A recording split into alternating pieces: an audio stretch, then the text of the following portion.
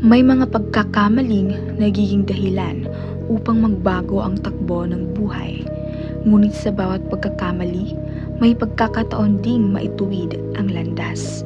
Sa likod ng bawat probationer ay isang kwento ng pagsubok, pagbangon at pag-asa. Ito ang kanilang mga kwento. May mga pangyayaring hindi natin pinipili. Mga pagkakataong sa isang iglap ay nagbabago ang direksyon ng ating buhay. Tulad ni... Ako si Bal, isang provisioner. Sa umpisa, hindi ko matanggap ang nangyayari sa akin. Kasi hindi ito ang gusto kong mangyari sa buhay ko. Kahit kailan, hindi ko pinangarap pumasok sa gulo. The law is harsh, but it is the law. Ngunit sa halip na takasan ang katotohanan, pinili niyang harapin ang batas at simulan ang pagbabago. Sa mata ng tao, ang tingin nila sa akin, ako ay masama. Ang patunayan sa kanila na mali sila, yan ang pagsubok na hinaharap at ginagawa ko sa kasalukuyan. Sa aking paglalakbay sa buhay, dito ko rin napatunayan na life is not fair. It never was. It never will be. Ang bawat pagkakamali ay may pinagmulan. Minsan, nagsisimula ito sa maling impluwensya, isang maling desisyon, isang sandaling hindi na maibabalik. Ganyan nagsimula ang kwento ni Shet. I still remember way back 2018, nagkada ako din mo pa yung circle of friends. Nagkada ako mga sangkay very dependent here on illegal substance. And ang ito na reason kung kaya na-stuck ako ito na situation. Kasabay ng pagpasok sa probation ay ang pagdating ng hiya. Hiya sa sarili, hiya sa pamilya, at ang pangambang wala nang magtitiwala na iba. Man ma-report ang probation, naya ka na at tukuno kung tagadiin ka, in which maangatokit po sa nga lugar, kundi yung damot probationer, yung damot nakakita ako na magre-report ako. Naawag talaga ako as in makarawod para akong part kay nagnegosyo ako, makikita na kanto. I was afraid to be judged talaga. Kay damo na kilala ako, naawad ako ng itak pamilya, ano tigaya ka na, hala, ni Kuan maniton, anak manito ni Kuan. Hala, di ba, nagbabaligitin ng Kuan, di ba, negosyantitong sugo. Until such time na gin-embrace ko, gin-karawat ko, gin-accept ko, nga, amo ito natabuha ako.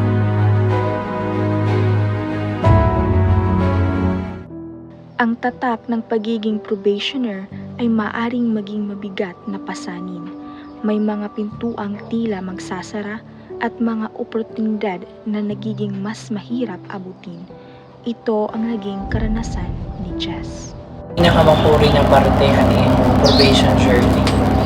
Pinagalisod sad kay di na ka makapang-apply mga trabaho nga muro maayo ba na pabrika, mga agencies tungod kay commit man ka sa kuwan. Ngunit sa likod ng mga bundok na pagsubok na ito, may mga taong patuloy na naniniwala na ang bawat isa ay may kakayahang magbago, katulad ng suporta na natanggap ni Bal mula sa kanyang kapwa probationers. Everyone in a group was in complete agreement to choose me as their leader. Dahil sa tiwala at kumpiyansang ibinigay sa akin, hindi ko sila binigo. Ginawa ko ang lahat ng ikabubuti ng grupo at inaasahan nila. Ang estilo or strategy kong leadership by example. Ako ang nangunguna at sumusunod na lang sila dahil naniniwala sila sa akin. At present, meron kaming 2 ongoing livelihood project, chicken layer at hog raising. Ito ay malaking tulong ibibigay ng gobyerno. Mula sa pagiging simpleng probationer hanggang naging isang team leader, naging katuwang siya sa pagtataguyod ng kabuhayan ng kanilang grupo. Isang bagong simula para sa kanilang komunidad sa tulong ng probation. Ang layunin ng programa ng probation ay upang magkaroon ng pagbabago ang isang nagkasala sa lipunan. At siya ay makabalik sa isang lipunang malaya at merong pagpapalaga sa sinasabing peaceful and a God-fearing society. Yun ang pangunahing layunin ng probation. Kabalik sa isang nagkasala na meron siya talagang willingness, intention, magkabalik. Dahil sa probation, marami ang nabigyan ng pagkakataon. Tulad ni Bal na naniniwalang kapag may isinara ang Diyos na pinto, may bubuksan siyang panibagong daan. At isa sa mga daang iyon ay ang mga taong buong pusong naniwala sa kanyang kakayahang magbago. Isa na dito ang mga probation officers. Kaya ako ay nagpapasalamat han opisina han Leyte Parole and Probation Office, pinangungunahan ni Sir Jerry Birunggoy, ug ang tanan nga mga provision officers, an ira waray katapusan ug pagbulig, pag-guide amon grupo nga pag-inspire gihapon na amon nga diri na kami mahabalik otro nga mga binuhatan nga diri maupay. Ako dako an ira sakripisyo gihapon na amon. Nagpapasalamat ako, nagpapasalamat ta ira. Ito na ako ng probation officers, dako kasi nirabulig ka akon kay without them, nga nagga-guide na imo kung ano mo dapat buhaton, kung ano mga dapat di mo himuon, paano ka maging maupay na probationer client. Without nira mga advice, without nira guidance, diri pa ako makakatapos sa akong probation niya na. Kaya hira ma'am, nagmo-monitor hira kasi ang imo. More nagmumusta imo kung ano tim kabutangan, which is dako yung impact kay nagtatrabaho ra as a probation officer also to help anira mga clients. And usa ko na learn ha era is ipadayon ko kung ano ta akong mga nabaruan gikan ha era. It pagbag-o, it's not just kung para ka years can term it imo probation, but it's a lifelong process. Para ga paira, dako gipito na impact kay makita nira tira client na naging successful. Para ira successful na gapiran ira role as a probation officer. Since nag-under ako ng probation, nakapagtapos ako ng probation, nakabiling akong trabaho. Andiyan na, nag-work ako as a call center agent, ano yung Tacloban. Naka-award ako, pero kabulan na naglabay. O sa ako naging performer. Ang ipapadayan ko ito kay inspired ako. Matagan ko second chance ito ako ng life nga diri la ini tungod ka nag-probation ka, kutob ka na lang ada. Bagat gusto ko i-realize akong self na kaya mo maging successful. Even damo ng mga ginagihan na imo kinabuhi. Sa likod ng bawat matagumpay na kwento ng pagbabago ay mga taong tahimik na naglilingkod. Sila ang mga probation officers. Higit pa sa pagpapatupad ng batas, sila ang nagsisilbing gabay sa bawat probationer sa kanilang paglalakbay tungo sa panibagong buhay.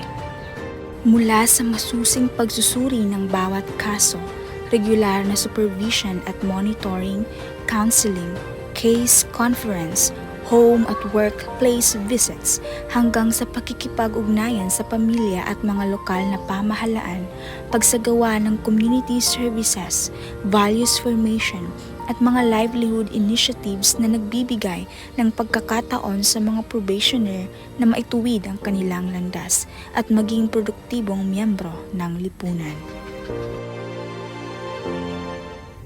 Sa ako mga probation officer, pasalamat ko nga na sila nag-guide, nagtudlo sa amuha o mga mayong pagkabuhaton. Nagitudlo amin nila nga masakto among pagkabuhaton. Kaya ka na, mayo ka na, di ka na makadaot sa isang katao. Mga ako kong pasalamat sa ilaha nga na sila nag-guide sa amuha o sa kuha na dili na mangadto ha buhat nga dili mayo. Ang naging role ni Ma'am Noris sa akon, may niya mga words nga mga gin-advise sa akon. Usad to niya nga ginyakan na akon is iton, natanan daw ko nga butang, kinahanglan may da pause, may da pag-stop. Kay ano ni, figure out kung isakto pa ba di mo gimubuhat, kung nakakasala ka na ba. Kay sometimes kuno pagka-busy nato ora-ora, di na kita maaram nga nakakasala na ngayon kita. Sa bawat pagbisita, bawat payo, at bawat pagkakataong ibinibigay, hindi lamang nila minomonitor ang pagsunod sa mga kondisyon ng probation, kanilang pinangangalagaan ang pag-asa, hinuhubog ang responsibilidad at pinatitibay ang paniniwalang ang tunay na hustisya ay may kaakibat na rehabilitasyon. Mga probationers at parolees ng LITI PPO, gamitin niyo po ang probation o parole bilang pangalawang pagkakataon upang magbago at mamuhay ng maayos. Sa mga pamilya po ng ating mga probationers o parolees, patuloy po silang gabayan, suportahan at ikayatin na magbagong buhay. Dahil ang pamilya na nagmamahalan at nagkakaisa ay malaking tulong upang magtagumpay sa kanilang pagbabagong buhay. Magkaiba man ang kanilang pinagdaanan, magkaiba man ang kanilang mga kwento, iisa ang kanilang pinatunayan. Ang tunay na tagumpay ay hindi nasusukat sa kawalan ng pagkakamali.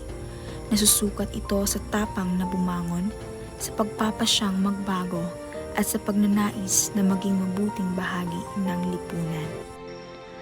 Sa pagdiriwang ng ika-50 anibersaryo ng Department of Justice, Parole and Probation Administration, tayo ay taus-pusong magpupugay sa lahat ng mga lingkod ng ahensya na patuloy na nagsisilbing ilaw ng pag-asa at katuwang sa pagbabagong buhay ng libu-libong Pilipino. Naway magpatuloy ang adikain sa pagtataguyod ng isang makatarungan, makatao at mapagmalasakit na sistema ng rehabilitasyon. Dahil sa likod ng bawat pagkakataon, may isang buhay na muling nabubuo.